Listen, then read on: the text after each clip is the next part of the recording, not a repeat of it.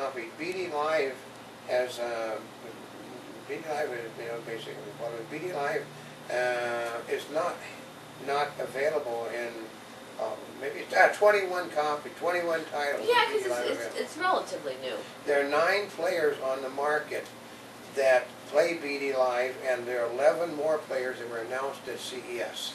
Now, actually, that's pretty cool. Now, this on the BD Live, this is with Warner Brothers. Create and share your own video commentary with BD Live. Yeah.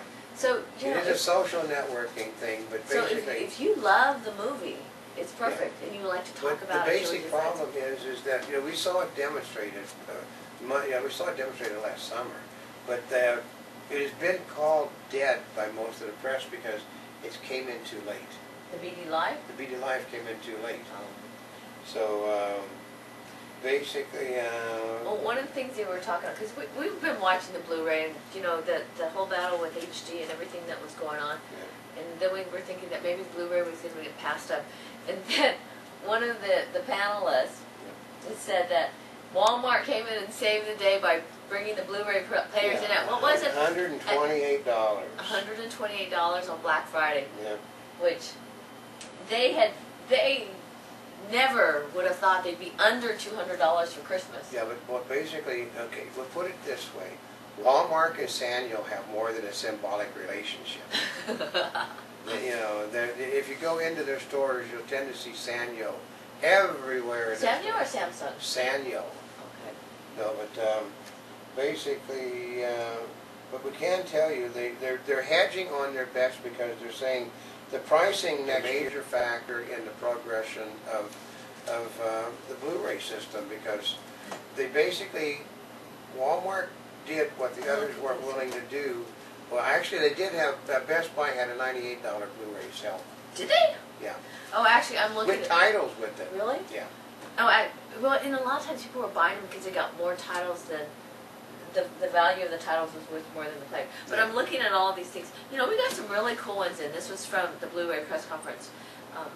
This is the Batman Begins limited edition gift set. Okay, this is 3-disc Blu-ray digital and plus Disney file digital copy for Wally. I know they also said that the Dark Knight 2-disc special edition with a bonus digital copy. Oh, unrated Pineapple Express. Yeah, I mean, there's probably somebody with no clothes on. 3-disc Blu-ray with Disney file digital copy. Look, did you see how many had digital copies on it? Yeah. Of Narnia. Yeah, we got digital copies. This makes about 4 digital copies.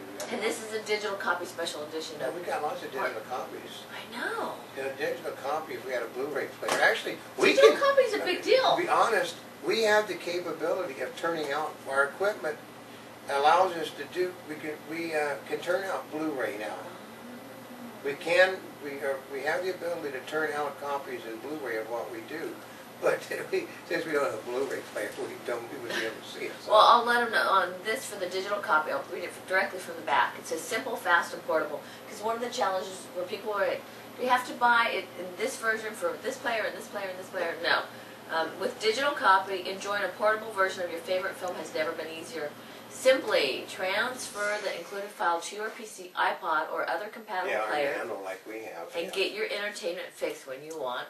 We saw this. So, okay, I attended the demonstration of this at the EMA in Las Vegas this summer, and it's fairly simple. You basically have to punch in a serial number, and that's about it. It just copies immediately to whatever you want it to copy to. It copies faster off of this than you can download something off the internet. Much faster. Yeah. Much faster. That's why they think it's a good deal, because you're going to have, when you're buying one of these things with the loader, first of all, they know you're going to pass the thing around.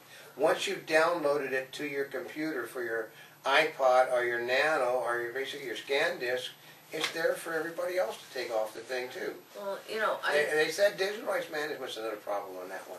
Oh. Yeah, it's not. Well, it's basically what they do makes it easy to steal. But the tricky part.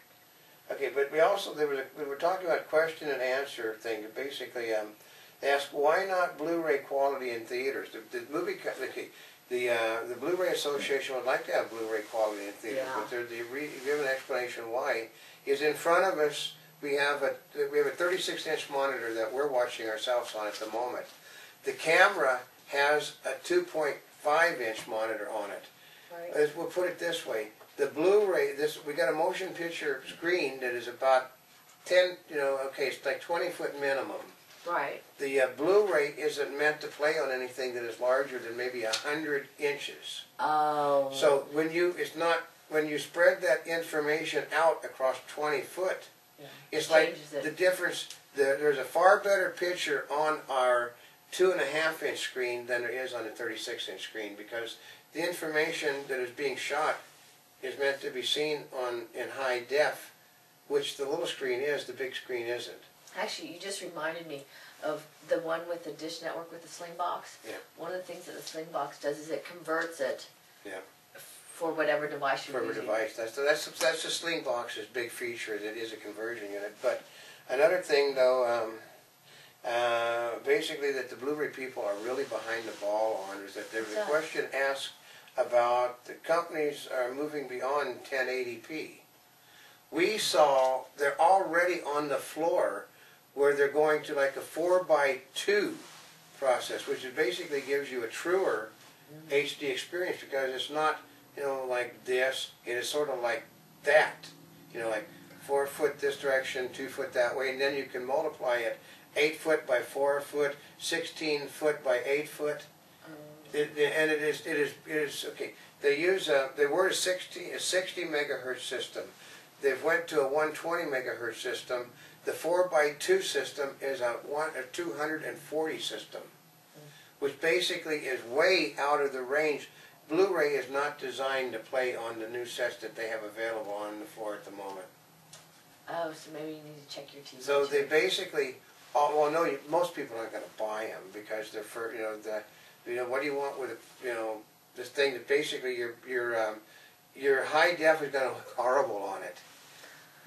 Because the high def is not designed for the 240.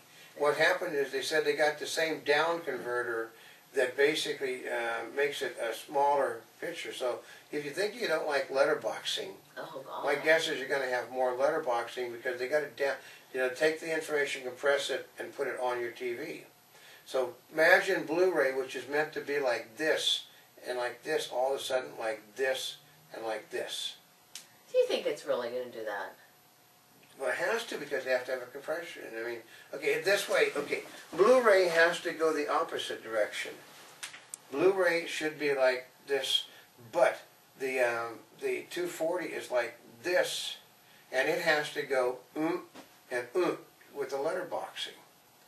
Okay. So you're going to have a picture that is going to be like now, trying to watch. Well, unless they're figuring out all the conversions. Yeah. And that's always a software issue. Yeah, but they said that's what they also said. These are software. Their software issues are the issues of the company producing the movies. But this is what we've probably done another hour talking about this today. But people like to hear about what's going on. We try to give honesty to people. I mean, I tend to be more of a cynic because I have seen more. I've been on the ground. Okay, honestly, I was in at the ground floor of FM radio, in at the ground floor of television. In there when I went to stereophonic sound, in there when I went to CinemaScope, Cinerama, Todd AO Vision, 70 millimeter, cable, satellite. I've been around for, actually, I hate the military. I started my 8th decade this summer. So how old am I? I've been around for a long. I've been working since. That's why we call them Oldecam. Yeah, but I've seen a lot. So Notaspringchick, she's actually she didn't pay all attention to a lot. What? She led a sheltered life. She went to a convent for the first 30 years of her life.